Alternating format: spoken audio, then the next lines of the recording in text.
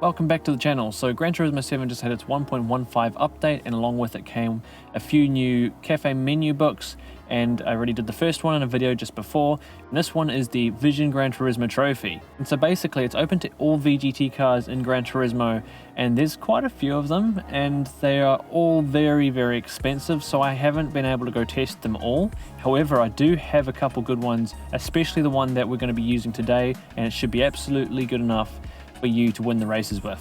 So looking down here, we have 3 races to do, and just a little thing I want to point out, in this book it actually shows on the hints it recommends you to drive this car, and I did try it. It feels very weird to drive, and it's not as good as the car I'm going to be showing you today, but it would probably be good enough, but it's just not as good, and it's not as easy to drive as the car I'm going to be pointing out today. Before we continue, if you're from New Zealand and you want to get into sim racing, you want to upgrade your wheel or get new gaming equipment, make sure to check out NZ Gaming. I'll leave a link to them in the description. You'll find all kinds of sim racing gear there and gaming gear there as well. All the sim racing gear that I'm using in this video you can get from NZ Gaming, so be sure to check them out. And a big thanks to NZ Gaming for supporting me over the last few weeks. And the car I'm going to be using for this event is the Lamborghini Lambo V12 VGT. I don't think I bought the car, I think I won it somewhere. I don't think it was in the previous cafe menus, I think it might have been from a roulette spin, but this car in the brand central is 1 million credits, pretty much like all the VGTs, so if you're going to get one, I'd recommend this one. I also use this car to win all the drag missions, so it's useful for that as well. And yeah, take a look at what I've got here. This is the setup I'm running. It handles quite nicely compared to the other VGTs. The other VGTs you have to brake rather early that I've tried so far. I've only tried about 3 or 4 to be honest, because they're so expensive. But this one handled quite good. And from memory, the only things that I've actually adjusted from the default setup is I've raised the rear by a couple points, and I think I pushed up the front energy roll bar by 1 point, and I also brought down the power output on the ECU by 3%. Then I adjusted the downforce levels, and I've got racing hard tires on, and that brings us very close to the limit, 849.99. And I also think I adjusted the rear toe a little bit there. So to start the race off, we're going to put the traction control on number 1, again just for that safety and confidence in driving. And this race is 7 laps, which is going to be close near to 10 to 15 minutes long, I'm going to guess, which means it's going to probably be the same for the other 2 races that you have to do, so just be aware that's how much time you need to invest for this cafe menu book. And yeah, just look how quick you are on the straights compared to most of the other cars. The only challenging competitors you really have are the top 2. When you eventually catch up to them, they're the quicker ones, but even them, you can easily beat them. Like I said, this thing seems to be a bit easier to drive than the other VGT cars. The only weird characteristic I found with this car is that it's quite understeery on throttle. So you have to be more patient with this car, let it turn and then pick up the throttle. Whereas with some of the other VGTs, you can actually use the throttle to rotate the car on exit a little bit. This car, you have to be a bit more patient with the car, just let it turn in and then pick up the throttle. And then coming up the hill here as well, as we come out the final turn, when we get to what would usually be a flat out left up here, not this one, but the next one, nope, I think it was the one I was talking about, yep. I actually managed to go flat through at that time, but sometimes if you get a good exit out the final braking turn, you will have to have a wee lift if you get your entry line a bit wrong. I broke a little bit too late there, but what I'll do is I'm going to get through this traffic, and then once I'm in a bit of clear air, I will give you a few pointers and a small lap guide for this track. Before I get onto that lap guide, I'm just going to point out that this is the end of lap 3, and I'm just about to pass P2 and then P1, so it doesn't take that long in this car. If you get a good few laps together, you'll be in P1 in no time.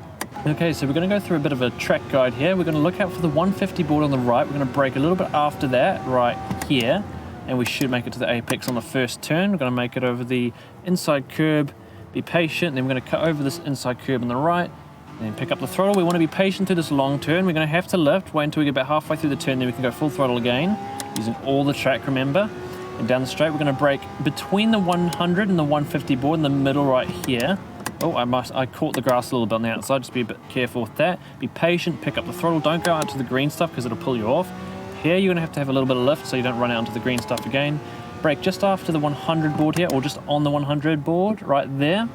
And just be patient with the throttle, play with it a little bit until you run out to the curb here. When the track straightens up, we brake there, using all this inside curb little burst of the throttle, then hug this inside curb here, just gently begin to pick up the throttle, and we only full throttle now. We're going to brake on that concrete area on the right there, just alongside it, and again using all this inside curb, using all the track, just be gentle with the throttle, come out to the outside, be patient with the throttle, and about halfway through on the latter quarter we pick it up and brake just after the curb ends on the right, using this inside curb again, patient with the throttle, running out to the curb, using all the track. Now we stay towards the right here and we turn hard to the left, and we should be able to take this flat. If you turn a little bit too late there, or you get your line a little bit wrong, you will have to lift for that turn back there.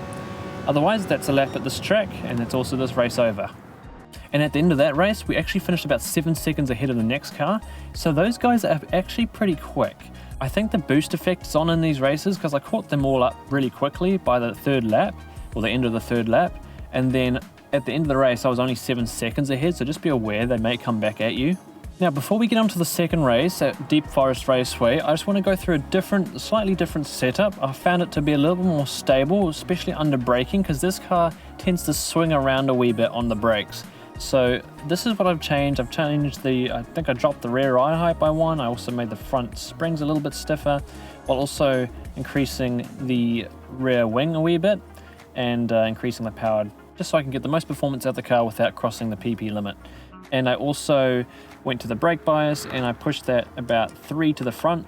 And if you're still swinging around on the rev a wee bit on the brakes, you can push the brake bias all the way to the front. If you're struggling with the car under brakes on the first race, you can also use the same setup for that race as well. It'll just be a little bit more understeery in the high speed stuff. Now, to start off with the race at Deep Forest Raceway, I'm going to put the traction control back on 1. This car has plenty of traction coming out the corners, so traction control doesn't actually do a whole lot with this car, but just turning it on just in case. And yeah, this track is a lot more complex and a bit more difficult to drive than the first one I found. So just be careful, especially in the first few laps. You're going to be maneuvering around a lot of other cars, especially when you get to that middle sector after the straight. You're going to have to be a bit more careful there. And as you'll see again, we've got plenty of straight line speed, so we'll blast past a few cars down here, and I'll get to a lap guide when I'm in clear air. Okay, so we caught the leading car at the end of lap 3, similar to that previous race, and we should be able to sneak through towards the end of this lap. Alright, so we just snuck into first place there, but this guy is super quick in a straight line, so he's going to take that back again. But yeah, once you get up to first place, just be aware that I think the boost is on, so when you get in front, they might keep up with you. Just be cautious of that.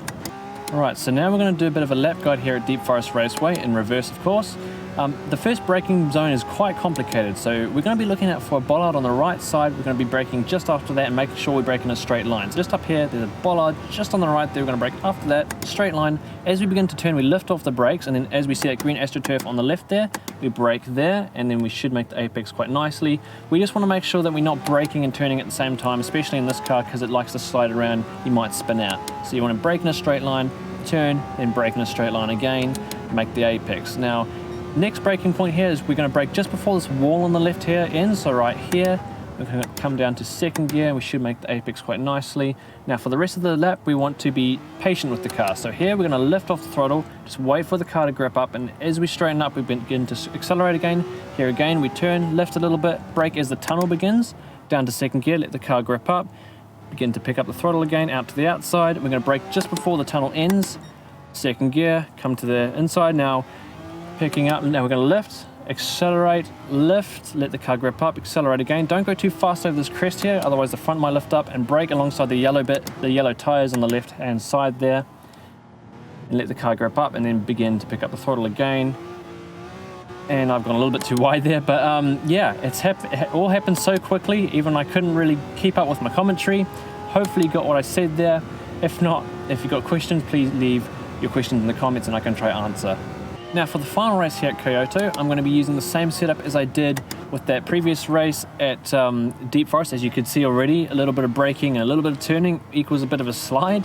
So you don't really want that. You just want to be as gentle as you can, and you don't want to enter turns too fast because that's when that sliding starts happening. You brake too late and enter turns too fast, you'll get that issue. Another track with quite a few turns, so you're going to have to be careful and pick out where you're going to maneuver around the other drivers. But thankfully the track's quite wide, so you've got quite a lot of space to do it.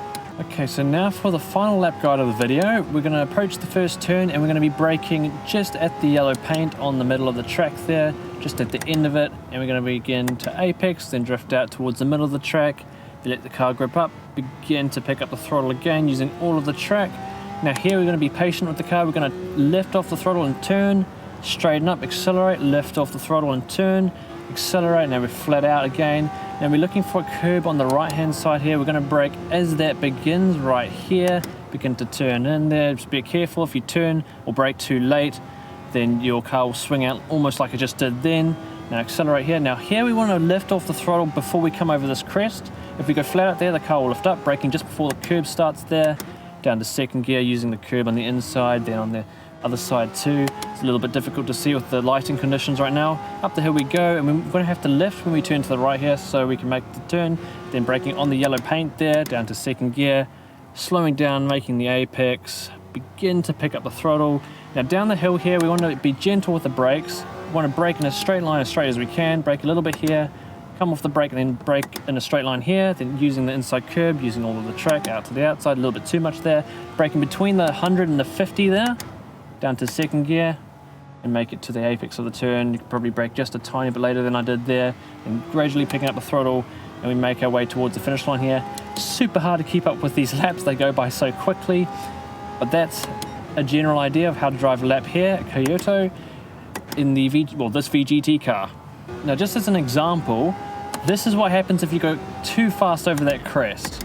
And after all that, this is what you get. A 6-star ticket. Let's see what we get from it. Okay, let's see. What are we going to get from this thing? Oh, what's the bet we're going to get? That little splash of cash at the bottom there. Oh, no, we got something a little bit more at least. And how much is that? Is it 500? Yeah, 500,000. Not too bad, but absolutely not worth it for a 6-star ticket. I got this reward from a 3-star ticket about 3 hours ago, so a little disappointing if you ask me. Alright, so that's the second new cafe menu book done. I'm going to be trying to work on the Group 1 menu cafe book thing very soon, so look out for that video if you need extra help with that. Again, there's a lot of Group 1 cars, so I'll do what I can to try to pick out some good ones. I'm sure there's always going to be something better, so if you guys have any suggestions for cars, even for this event with the VGTs, be sure to point out your suggestions in the comments. And just before I go off, these are the VGTs that I have tried. I've used the Lambo one that we've just been talking about, this Jag VGT SV, the Porsche one, and the Tomahawk S. Out of the VGTs that I own, these seem to be the more competitive ones. I have some slower ones which you can't quite make work, and of course the Tomahawk X there, the PP glitch has been patched with that one, so you can't use that one anymore. So these 4 that I have here are all probably good enough, but the Lambo one was definitely the best that I've found so far, and also the most comfortable to drive. Thank you all for watching, look out for new videos soon, and take care for now.